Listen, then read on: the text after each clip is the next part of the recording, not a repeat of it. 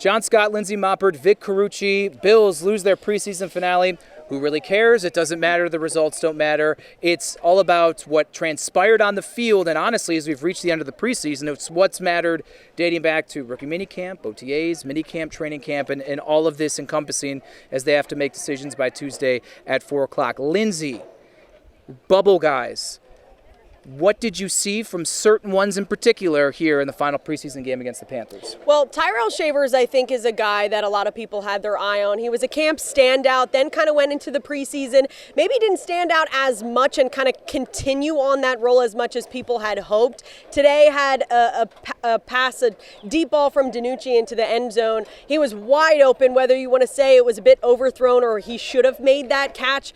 I think he has done enough to make the roster. I think what also kind of ties into that, or maybe the state of the injuries right now in the receiver room with Marquez Valdez-Scantling and with Curtis Samuel as well, whether or not they will be ready for week 1, I think plays a role and kind of brings his odds up a bit, but he is a player I think who has done enough at this point to make the roster. Yeah, I think it'll be a tough call. He's possibly right there to make it, but I do think that if he does, it'll have a lot more to do with those injuries than it might do with his actual performance. And it could be a temporary thing just to get a guy to have enough bodies going into that first game, depending again on how these guys heal going forward. I will say this. I'm in team overthrow for Tyrell Shavers here. Some may say he slowed up a little bit, but he had an incredible move to get free off the line of scrimmage to even make himself that wide open. I'm going to put it more on DiNucci here. Where I think the wide receiver, and in particular Tyrell Shavers conversation, goes beyond just injuries, is the tight end versus wide receiver dynamic. Do they keep 5 wide receivers or do they keep 6? Do they keep 3 tight ends or do they keep 4?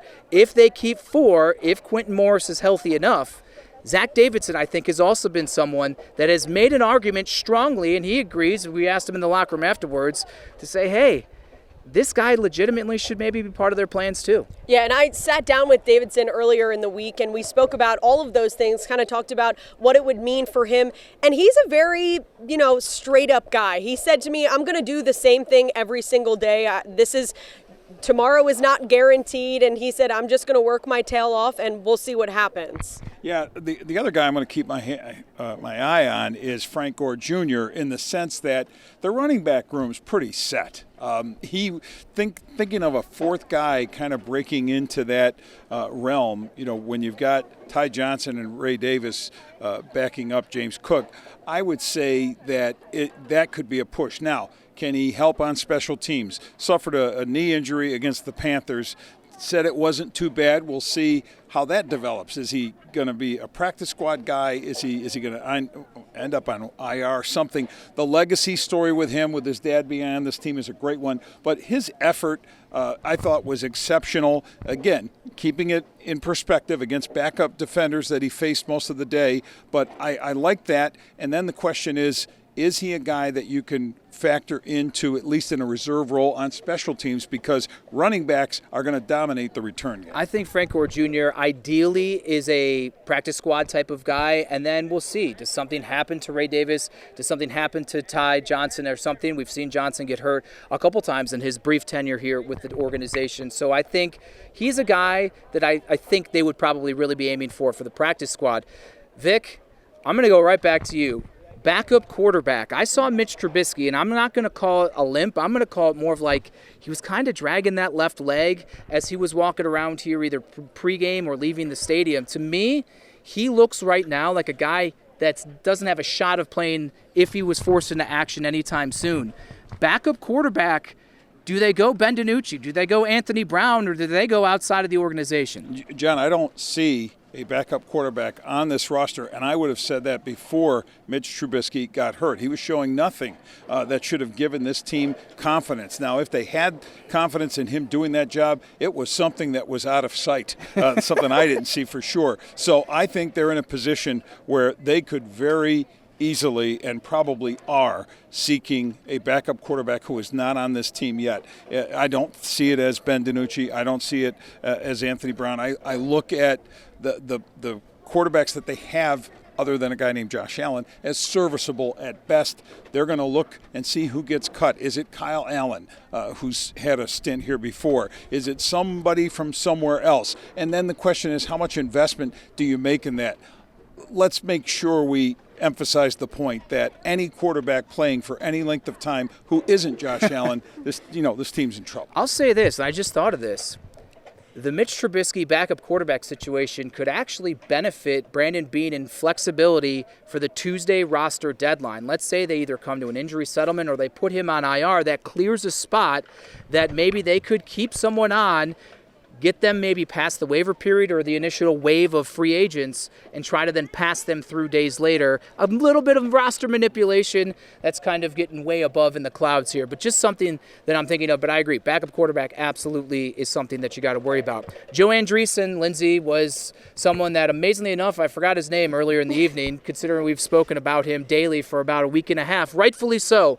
But I will say this, I think he's got a shot to make this team, but it didn't look the same here against the Panthers as it certainly did against the Steelers. Yeah, by no means was he bad. I think it's just incredibly hard for a guy like him to then follow up a performance that he had in Pittsburgh. I mean, he was the talk of Buffalo Joe, the whole 9 yards. As you said, we've talked about him for the past couple of days. So I don't think that he necessarily looked bad out there today. He had 8 tackles compared to last week. He had 12 against the Steelers. I just think that it's tough to follow up a performance like that. I definitely think that I think that he earns a spot on this roster, and if he doesn't, I think that it's incredibly close, but I also think it's tough to think that you might risk losing him altogether. Maybe.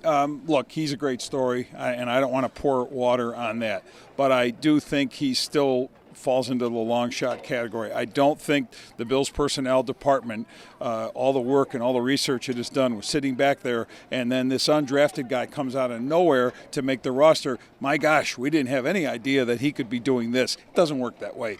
They know going in exactly what they have. His effort against the Steelers, again, very impressive. The 12 tackles flying all over the field. It didn't look like that against the Panthers. It wasn't bad, as you said, but it wasn't something that made you say, oh my gosh, we have to have this guy on the football team. It's about special teams, and is he a guy that can handle that role or at least be available for that role on a consistent enough basis to justify a roster spot? He's at linebacker, where I think if you're going to keep some extra players, that would be the place to do it. But again, I'm not sure that this would be the slam dunk that a lot of us might have, or others might have felt after that Pittsburgh game. I will add, too, I think something that Shawn McDermott was asked afterwards, talked about what is really the difference, I guess, between going with players who you know that you have to develop a little bit more and kind of keeping them versus guys who can help you right now. And he talked on that a little bit, which I thought was interesting and almost... So coaches are the ones that want the shorter-term guys. The personnel people want those longer development guys, exactly. Right? Yeah. So I think that was a question that was pretty much kind of aimed towards Andreessen. A couple of the touchdowns, just the instant eye test from up in the press box. Andreessen was kind of in the mix, and it might have been a reading your keys, reading the play, and especially that first touchdown with, yes, Jordan Matthews is still in the NFL. I think a lot of us were taken aback. I was shocked when I read that pregame. Yeah, tight end, caught a touchdown, ironically enough. But I think you could maybe do that. No one's going to have it perfect, but I agree. This doesn't continue to shoot the star even higher for Joe Andreessen, but I'm not going to completely put it out of the realm of possibilities. Definitely going to be someone right on the cusp there. Another position that I want to talk about is JaMarcus Ingram, someone that our Jonathan Acosta sat down with leading into this game. I wanted to see where he was at, how long he was playing, where he was doing. It was him and Kaiir Elam, and then Daquan Hardy came in later in the game. Daquan doing inside and outside work. JaMarcus Ingram getting inside and outside work at the cornerback position. Hardy, it seems, is going to be this team's return man. Do they have room for 5 cornerbacks, and then you throw in Taron Johnson? And again, I think this is where the discussion of where do you go long? Is it linebacker? Is it receiver? Is it corner? I like Ingram. I think he's physical, and that's the first thing that comes to mind when I think of a team that is still, like it did last year, going to have to figure out how to make its defense as physical in cover when they're playing like dime, as physical in coverage as they are when they're playing straight coverage, because the Matt Milano absence is going to influence that. And they went to a lot of dime last year. Again, 6 defensive backs. I could see instances where an Ingram gets rotated into that role just because of, again, the ability, the physicality that he brings to the field. Any concerns, Lindsay? Overall performance, very limited regarding the Bills starters. Is there anything you take away from what you saw in preseason action or maybe even times up at training camp in totality and say, I feel better about this, or I'm still a little uneasy as the Bills shift towards the regular season? I think a topic today, John, that we had talked about was Tyler Bass. He missed a 51-yard field goal out there today. He hasn't been fantastic in practice. So today's miss was he went 6 of his 7 in the preseason as a whole, I believe. The only other kind of longer one that he made was a 49-yarder. The rest of them were kind of hanging around the 30s. I think that's concerning, especially to think about how the season ended, obviously, last season. It's not great that the consistency is not there, especially in practice. And look, the numbers back this up wholeheartedly. The close games that teams are in, that this team is in, right? I mean, they don't consistently blow people out when they win. They win by a lot of small numbers, and those games are won because your kicker makes the kicks he needs to make. And I guarantee you that was going through Shawn McDermott's mind when he spoke out basically about that 51-yard miss against the Panthers and says that's one he's got to make. And he, again, coaches generally, especially Shawn, are a little more guarded about that when it comes to public criticism of a player. But he put that out there, and I just feel, I'm not saying I could read his mind, but I'm thinking, and again, defensive-oriented coach, he knows how many close games they're going to be in, and they're going to have to win if they're going to be competitive. When Shawn McDermott is direct, you know you better listen a little more, perk those ears and antenna up, because he does things, he's very calculated. A lot of head coaches are, some are more open. Shawn is not an open head coach, and to your point, he never really goes either way on the scale, good or bad. So when he goes direct line and says point blank, that's a kick he needs to make, or not should make, he needs to make.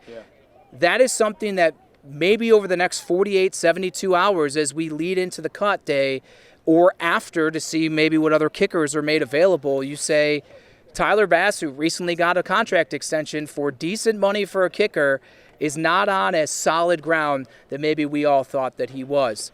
A few more days as we wait, sit back and maybe do our own roster projections in our head. I already put some dots next to it. I got the 41 before the game started of guys I'm like, I feel good about. Tyler Bass was one of them, so maybe we'll scratch that and put us down to 40. But we'll see how things go over the next few days as the Bills work their way to 53. With Vic Carucci and Lindsay Mopper, I'm John Scott for Channel 2 Sports.